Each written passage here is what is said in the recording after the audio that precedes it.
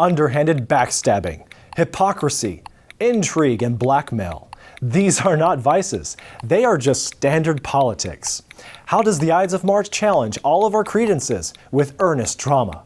Is this just another liberal spin on truth, justice, and the American way? Find out now on Movieology.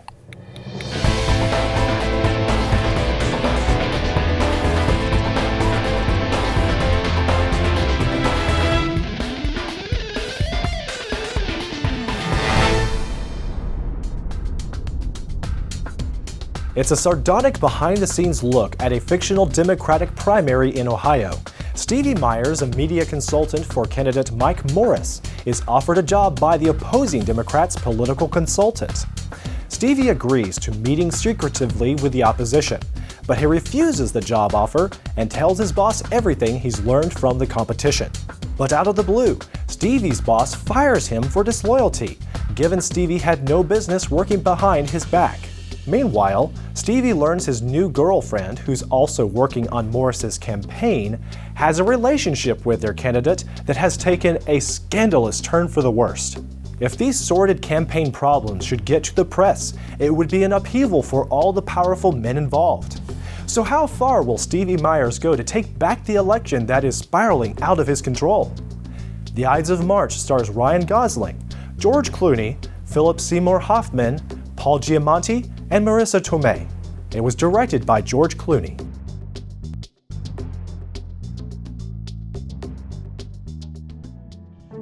Welcome to Movieology, your ticket to engaging the spectacular world of film and the worldviews of cinema. I am your host, Joseph Darnell. Before we jump into today's review, I want to give a shout out to another movie enthusiast that Movieology's team discovered on the interweb. Eric Moss is the editor of the blog called filmdissectors.com. Much like Movieology, Eric and his writers add in-depth analysis on films with worldviews in mind. We'll be sharing some of their reviews on Movieology's website from time to time, as they're committed to the same excellence in movie reviews.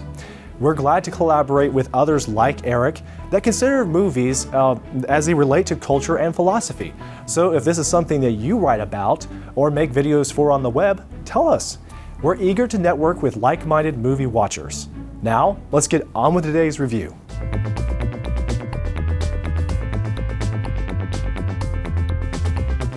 My favorite political drama is Frank Capra's idealistic Mr. Smith Goes to Washington.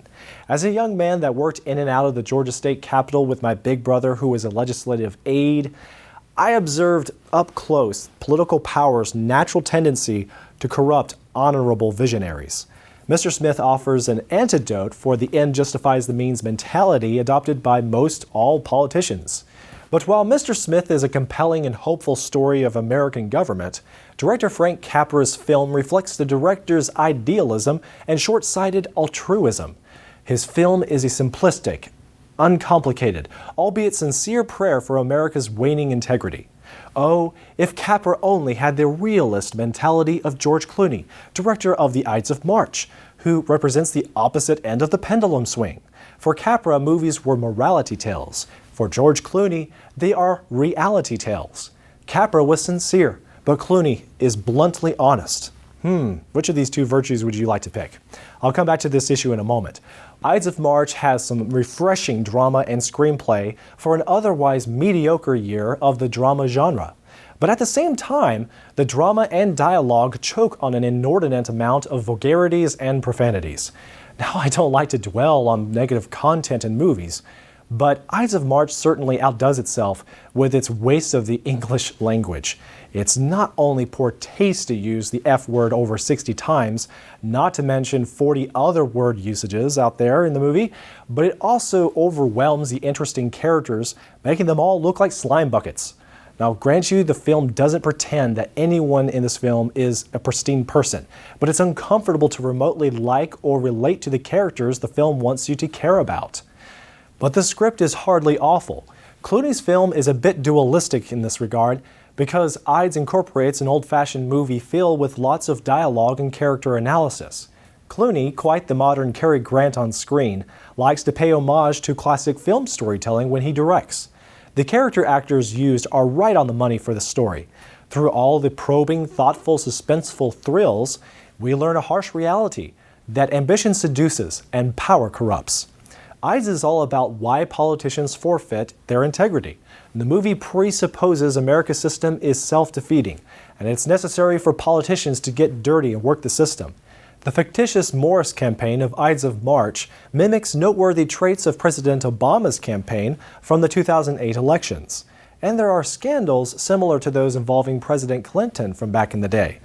This Pennsylvania Governor Morris has voters on his side, but all of his campaign teeters on his integrity and the dignity of his campaign. We observe a soap opera unfold between a young Catholic girl, Governor Morris, and Stevie Myers, the campaign consultant. The audience is led to empathize with these flawed men, squandering all their moral values to gain powerful seats in office to do what they believe is right, that they contradict with their actions. So the film is a cynical look at American politics and challenges all traditional American values that get in the way of progressive culture. That said, Ides of March also shrewdly criticizes progressive shortcomings. So in the end, elephants, donkeys, and rhinos all look like losers. So where does this leave America? American Vision is a biblical worldview ministry. They have some of the best resources for history, apologetics, eschatology, and worldview studies. Movieology fans like you are treated at 10% off all purchases at AmericanVision.com when you use the coupon code Hollywood during checkout. Movieology followers should like Hollywood worldviews and the message behind the movie, two excellent books available at AmericanVision.com. While certainly a grim reflection of American affairs, Ides of March tries to be as forthright as possible. The message driven home is that to get anything done, one has to compromise, but a lot. Then, since one has already lost his honor with these compromises, there is no way to get anything done because the public will condemn you. The film makes the point that nothing a man can do to fortify his convictions is enough to withstand the cold, hard fact that he is unable to live up to his own expectations. So what can a man do? Is maintaining integrity for any politician a lost cause? At best, our protagonist has this messy job that we all face, to do what we believe is right, while trying to ignore our self-defeat. So in conclusion, what do I think about the film? I think it's as honest as cynics will ever get to portray their brokenness. The film has some great acting talent that delivers Shakespearean, Roman-like competition of worldviews in a ruthless political arena. My main beef with Ides is the overabundance of foul language. Without giving anything away, there's also this major turning point when someone is removed from the equation in a way that I think is, it's a stretch. So I give the Ides of March 3.5 stars out of 5. We'd love it if you would add your own thoughts about the Ides of March in a comment. Remember to watch Movieology on the website, movieology.tv, the source for worldview enthusiast news, reviews, and discussion of all things film. You can also follow us on YouTube, iTunes, Facebook, Twitter, and with our free e-newsletter. And please enrich your family and friends' lives by sharing Movieology with them. We love a bigger audience, like any TV show. I'm Joseph Darnell. Until next time, thank you for watching Movieology. At best, our protagonist in this film has a messy job that we all face in what we do.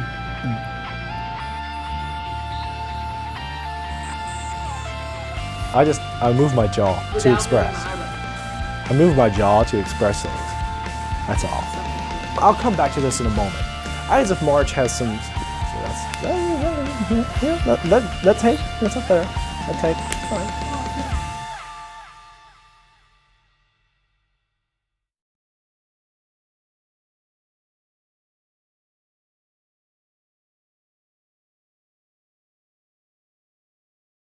That was good. Yeah. Okay. And I feel like I have wires wiggling in and out between my toes. I've been standing too long or something. Or I have wires wiggling in and out between my toes. Or